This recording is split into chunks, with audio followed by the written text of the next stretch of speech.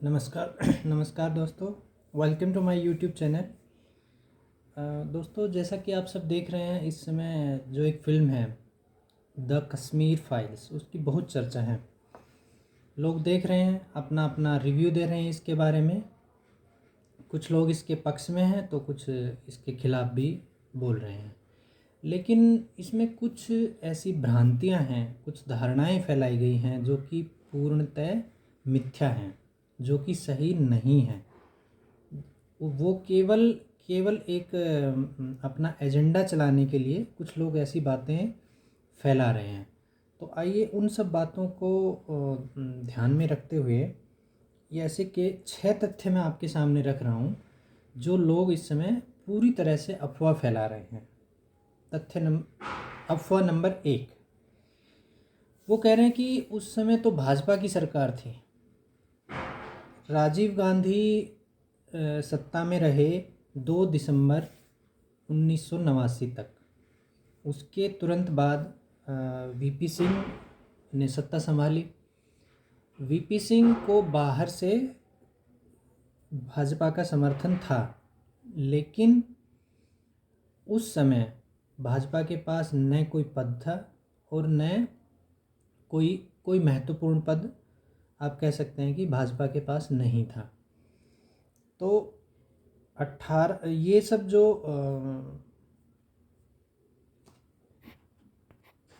दिसंबर 89 में ये सब चला, तो 19 जनवरी आते आते 19 जनवरी ही वो तारीख है जब कश्मीरी हिंदुओं का सबसे ज़्यादा पलायन हुआ था। तो उस समय राज्यपाल बनाया केंद्र सरकार ने जगमोहन को राज्यपाल बनाया 18 जनवरी 1990। 18 जनवरी 1990 को बनाया तो वो कार्यभार लेने के लिए पहुँचे श्रीनगर। लेकिन वो कश्मीर घाटी में जिस दिन पलायन हुआ, यानी कि 19 जनवरी 1990 को, तब जगमोहन कश्मीर में नहीं थे। वो पूरी तरह से उन्होंने कार्यभार भी नहीं संभाला था और 18 जनवरी 1990 को ही फ़ारूक अब्दुल्ला ने त्यागपत्र दे दिया था। तो आप मुझे बताइए कि फ़ारूक अब्दुल्ला के पास ऐसी कौन सी दिव्य शक्ति थी कि उसने 18 को त्यागपत्र दिया और वह इंग्लैंड भाग गया और 19 को ही कश्मीरी पंडितों का नरसंहार हो गया। आप इसको दूसरे उदाहरण से समझिए। उस समय भाजपा की स्थिति बिल्कुल वैसी ही थी मानो आज के समय में महाराष्ट्र में महाविकास आघाड़ी जो सरकार है, उसमें इस समय जो कांग्रेस की स्थिति है, बिल्कुल वैसी ही स्थिति उस समय भाजपा की केंद्र सरकार में थी। तो यह सब दावा करना कि उस समय केंद्र में भाजपा की सरकार थी और भाजपा ने समय रहते कदम नहीं उठाया, यह बिल्कुल गलत है। क्योंकि उस समय भाजपा के पास न कोई पद था, केवल बाहर से समर्थन था और वह सरकार केवल दिसंबर में सत्ता में आई थी और जनवरी में ये सब हिंदुओं का नरसंहार कहें या पलायन कहें, वह हुआ। नंबर 2, दूसरा, जो इसके विरोधी हैं, जिनके पास और कुछ मान लीजिए अभी तर्क ही नहीं है, वो क्या कहते हैं कि हिंदू कश्मीरी पंडित कायर थे, उन्होंने हथियार क्यों नहीं उठाया, वो लड़े क्यों नहीं। देखिए, उस समय जो परिस्थितियां बन रही थी, उन परिस्थितियों में 3 बड़े स्तंभ हैं: चुनी हुई सरकार, अफसरशाही और मीडिया। ये तीनों ही वहाँ पूरी तरह से आतंकवादियों के साथ किसी न किसी तौर से खड़े हुए थे। तो आप सोचिए कि जो आदमी पीड़ित है, शोषित है, जिसके ऊपर गन रोज़ जिसके ऊपर जिनके ऊपर हमला हो रहा है, कभी उनके जज को मारा जाता है, कभी दूरदर्शन के डायरेक्टर को मारा जाता है, कभी टीकालाल टपलू को मारा गया।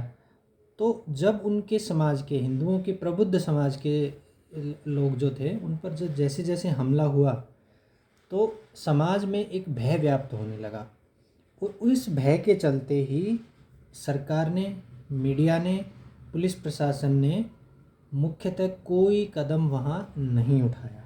ये एक बड़ा कारण था कि हिंदू अगर अपना पक्ष रखते तो किसके सामने रखते, क्योंकि कोर्ट तो ऐसा कुछ है नहीं कि कोर्ट में आप जाएंगे, एक दिन में अर्जी दाखिल करेंगे और दूसरे ही दिन कुछ समाधान निकल आएगा। तो ये सब चीज़ें उस समय जो परिस्थितियाँ थी, या ये कहें कि ये जो बड़ी ताकतें थी, ये पूरी तरह से आप कह सकते हैं कि हिंदुओं के खिलाफ थी।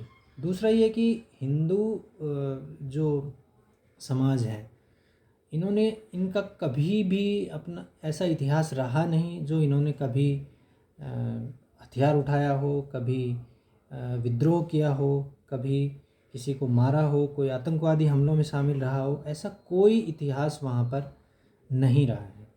तो यह इनके एक तरह से आप कह सकते हैं कि इनके खून में ही है।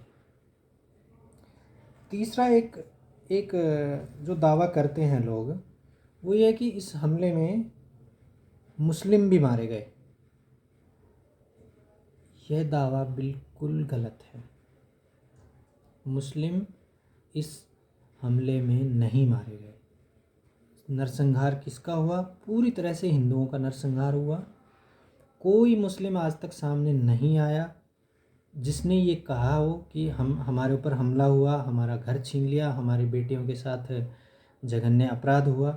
ऐसा कोई मुस्लिम आज तक सामने नहीं आया। ऐसा कोई जम्मू में, श्रीनगर में ऐसा कैंप नहीं है जिसमें कोई मुस्लिम शरणार्थी रहता हो, आज तक कोई नहीं है। तो यह दावा एकदम गलत है कि इसमें मुस्लिम भी मारे गए थे। चौथा जो ये लोग अफवाह फैला रहे हैं या अपना एक नैरेटिव सेट कर रहे हैं, वो कि केवल कुछ हिंदू मारे गए।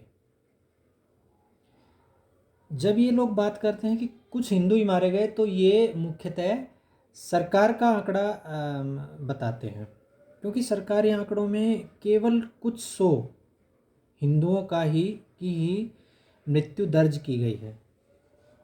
तो जब मामले ही दर्ज नहीं हुए, पुलिस प्रशासन इनके खिलाफ, सरकार इनके खिलाफ, कोर्ट इनके खिलाफ, मीडिया इनके खिलाफ, तो मामला कौन दर्ज करेगा? सोचने की बात है ना ये। तो सही यह संख्या ज्ञात करना, अभी तक यह आंकड़ा पूरी तरह से एक निष्पक्ष आंकड़ा सामने नहीं है कि कितने हिंदू इसमें मारे गए। लेकिन इतना तय है कि कई लाखों की संख्या में हिंदू मारे गए और 5 लाख से ज़्यादा कश्मीरी पंडित वहाँ से विस्थापित हुए। एक और जो ये लोग फैला रहे हैं अफवाह या एक कुतर्क दे रहे हैं कि विवेक रंजन अग्निहोत्री जो इस फिल्म के निर्माता हैं, वो इस फिल्म से जो भी पैसा आया है इसको दान कर दें। कश्मीरी हिंदुओं को, पंडितों को इस पैसे जो फिल्म से जो भी कमाई होगी इसको दान कर दें। क्यों कर दें? ऐसा कभी हुआ है क्या? कभी क्रिकेट पर बनी फिल्म का पैसा क्रिकेट को गया है? भारतीय सेना पर कोई फिल्म बनी, उसका पैसा, उसकी कमाई से अर्जित पैसा भारतीय सेना को गया है? खेल से जुड़ी कोई फिल्म बनी, बच्चों से जुड़ी कोई फिल्म बनी, उनका पैसा उन पीड़ितों को मिला है? कभी नहीं मिला, कभी नहीं मिला। तो विवेक रंजन अग्निहोत्री ये पैसा क्यों दान करें? और इसमें दूसरी मुख्य बात यह है कि ये जो कश्मीरी पंडित हैं, इनको पैसे की ज़रूरत नहीं है। They all are intellectuals. उन्होंने अपनी मेहनत से, अपने पढ़ाई से, अपने दम से, अपना सब कुछ उजड़ जाने के बाद भी इन्होंने अपना नाम कमाया है। मेहनत से वो अपना स्थान एक समाज में हासिल किया है। तो ये जो लोग हैं ये साफ कहते हैं हमें पैसा नहीं चाहिए, पैसे की इनको ज़रूरत नहीं है। तो क्या चाहिए इनको? इनको चाहिए सिर्फ न्याय। इनको चाहिए कि जो इनके कातिल हैं, जो इनके अपराधी हैं, वो पकड़े जाएं, उनको कानून सम्मत सज़ा उनको मिले। हमारा संविधान उनको, अपराधियों को, दोषियों को, आतंकियों को एक सज़ा दे। ये इनकी मुख्य मांग है, ना कि पैसा। अंतिम जो मुद्दा मैं रख रहा हूँ, बिंदु यहाँ पर, वो ये है कि सब ये लोग फैला रहे हैं कि सभी मुस्लिम अत्याचारी नहीं थे। नहीं दोस्तों, ऐसा बिल्कुल नहीं है। उस समय घाटी में ये हालत थी कि आपके पड़ोस में जो मुस्लिम परिवार है, जिसके साथ आपका वर्षों से उठना बैठना है, जिनसे आपका सामान का लेन देन था छोटा मोटा, जिनके ऊपर आप विश्वास करते थे, वही लोग, जी हाँ, वही लोग रातों रात आपके खिलाफ हो गए। रातों रात मस्जिदों से नारा दिया जाने लगा कि गालिब गालिब चालिब, यानी कि या तो यहाँ पर हमारी सत्ता को स्वीकार करो, धर्म बदलो, या मारे जाओ। तो ये